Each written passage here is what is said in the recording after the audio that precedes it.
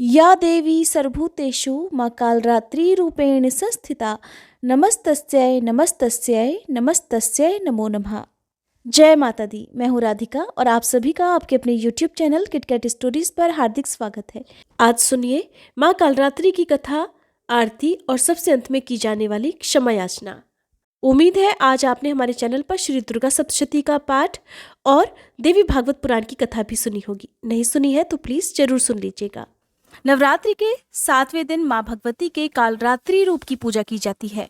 माँ ने असुरों का वध करने के लिए ही ये रूप धारण किया था। कहते हैं कि जो भी भक्त सच्चे मन से माँ कालरात्रि की पूजा करता है उस पर भूत प्रेत और बुरी शक्तियों का साया नहीं रहता। माँ कालरात्रि का स्वरूप देखने में अत्यंत भयानक है और इनका रंग अंधकार की तरह एकदम काला है। इनके केश सदा बिखरे हुए रहते हैं और कंठ में ये बिजली की चमक वाली माला धारण करती हैं। माँ कालरात्रि के 3 नेत्र ब्रह्मांड की तरह विशाल और अत्यंत गोल हैं, जिनमें से बिजली की तरह किरणें निकलती रहती हैं। इनकी नाक से श्वास तथा निश्वास से अग्नि की भयंकर ज्वालाएं निकलती रहती हैं। माँ का यह भय उत्पन्न करने वाला स्वरूप केवल पापियों का नाश करने के लिए है, केवल शत्रुओं के मन में भय पैदा करने के लिए है। माँ कालरात्रि का स्वरूप भले ही विकराल और भयानक हो, लेकिन ये अपने भक्तों को सदैव शुभ फल प्रदान करने वाली होती हैं। इस कारण इन्हें शुभंकरी भी कहा जाता है। देवी की 4 भुजाएं हैं। दाईं ओर की ऊपरी भुजा से महामाया भक्तों को वरदान देती हैं। नीचे की भुजा से अभय का आशीर्वाद प्रदान करती हैं। बाईं भुजा में क्रमशः तलवार और खड्ग धारण करती हैं। माँ का प्रिय रंग लाल है और इन्हें रात रानी का पुष्प भी बहुत प्रिय है। माँ को आज के दिन अनार का और गुड़ का या फिर गुड़ से बनी मिठाइयों का या गुड़ की खीर का भोग लगाना शुभ रहता है। माँ को अगर आप नींबुओं की माला अर्पित करते हैं तो कहते हैं कि उससे हर प्रकार के भय का नाश होता है और आने वाला संकट भी टल जाता है। आइए अब सुनिए माँ कालरात्रि की कथा। पौराणिक कथा के अनुसार रक्तबीज नाम का एक दैत्य था। मनुष्यों के साथ साथ देवतागण भी बहुत परेशान थे।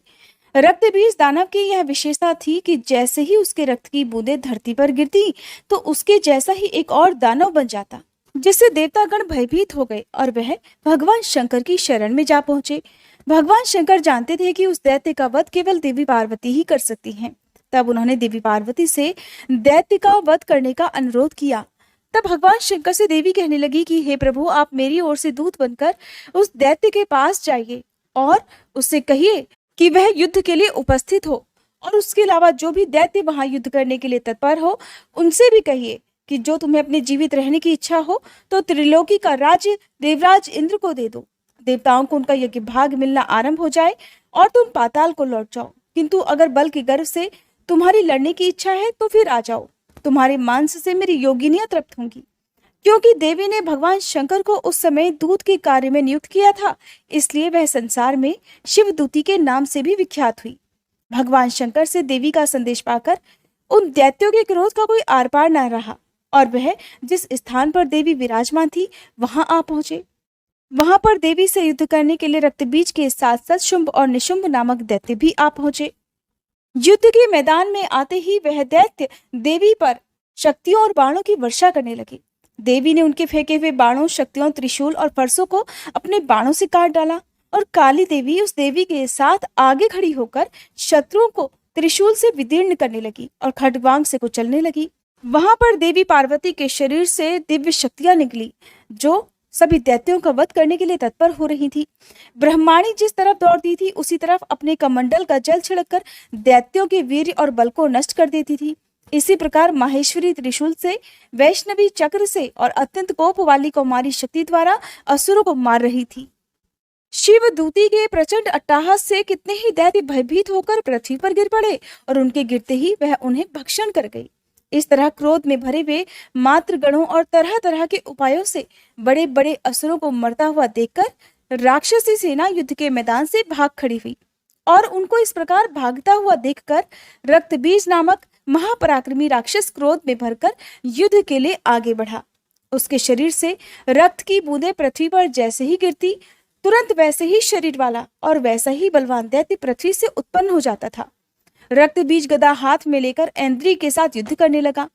जब ऐन्द्री शक्ति ने अपने वज्र से उसको मारा तो घायल होने के कारण उसके शरीर से बहुत सा रक्त बहने लगा और उसकी प्रत्येक बूंद से उसके ही समान बलवान और महापराक्रमी अनेकों दैत्य भयंकर रूप से प्रकट हो गए। वह सब के सब दैत्य रक्त बीज के समान ही बलवान तेज वाले थे। वह भी भयंकर अस्त्र शस्त्र लेकर देवियों के साथ युद्ध करने लगे। जब ऐन्द्री के वज्र प्रहार से उसके मस्तक पर चोट लगी और रक्त बहने लगा तो उसमें से हजारों ही पुरुष वहां पर उत्पन्न हो गए। वैष्णवी ने चक्र से और ऐन्द्री ने गदा से रक्त बीज को चोट पहुंचाई और फिर वैष्णवी के चक्र से घायल होने पर रक्त बीज के शरीर से जो रक्त बहा उससे हजारों महाअसुर उत्पन्न हो गए, जिनके द्वारा यह संपूर्ण जगत व्याप्त हो गया। फिर कौमारी ने शक्ति से, वाराही ने खड्ग से और माहेश्वरी ने त्रिशूल से उसको घायल कर दिया। इस प्रकार क्रोध में भरकर उस महादैत्य रक्तबीज ने सभी मात्र शक्तियों पर अलग अलग गदा से प्रहार किया और माताओं ने भी शक्ति तथा शूल इत्यादि से उसको जो बार बार घायल किया, उससे देखते ही देखते सैकड़ों महादैत्य उत्पन्न हो गए। और इस प्रकार उस रक्त बीज के रक्त से उत्पन्न हुए असुरों से संपूर्ण जगत व्याप्त हो गया। अब जिससे देवताओं को बड़ा भय हुआ, देवताओं को भयभीत देखकर देवी चंडिका ने काली से कहा, हे चामुंडे, अपने मुख को बड़ा करो और मेरे शस्त्राघात से उत्पन्न हुए इन रक्त बिंदुओं को और रक्त बिंदुओं से उत्पन्न हुए महाअसुरों को तुम अपने इस विशाल मुख से भक्षण करती जाओ। इस प्रकार रक्त बिंदुओं से उत्पन्न हुए महादैत्यों को भक्षण करती हुई तुम इस युद्ध भूमि में विचरो और इस तरह से रक्त क्षीण होने से यह दैत्य रक्त बीज नष्ट हो जाएगा। तुम्हारे भक्षण करने के कारण अन्य दैत्य उत्पन्न नहीं होंगे। देवी काली से इस प्रकार कहकर चंडिका देवी ने रक्त बीज पर अपने त्रिशूल से प्रहार कर दिया और काली देवी ने अपने मुख में उसका रक्त ले लिया। तब उसने गदा से चंडिका पर प्रहार किया। प्रहार से चंडिका को बिल्कुल भी कष्ट नहीं हुआ, किंतु रक्त बीज के शरीर से बहुत सा रक्त बहने लगा। लेकिन इस बार उसके गिरने के साथ ही देवी काली ने उसको अपने विकराल मुख में ले लिया। काली के मुख में उस रक्त से जो असुर उत्पन्न हुए उनको उसने तुरंत ही भक्षण कर लिया और रक्त को पीती गई। फिर देवी ने रक्त बीज को, जिसका कि रक्त देवी काली ने पिया था, चंडिका ने उस दैत्य को वज्र, बाण, खड्ग और इष्टि इत्यादि से मार डाला। हे राजन, अनेक प्रकार के शस्त्रों से मारा हुआ और खून से वंचित वह महादैत्य रक्त बीज पृथ्वी पर गिर पड़ा।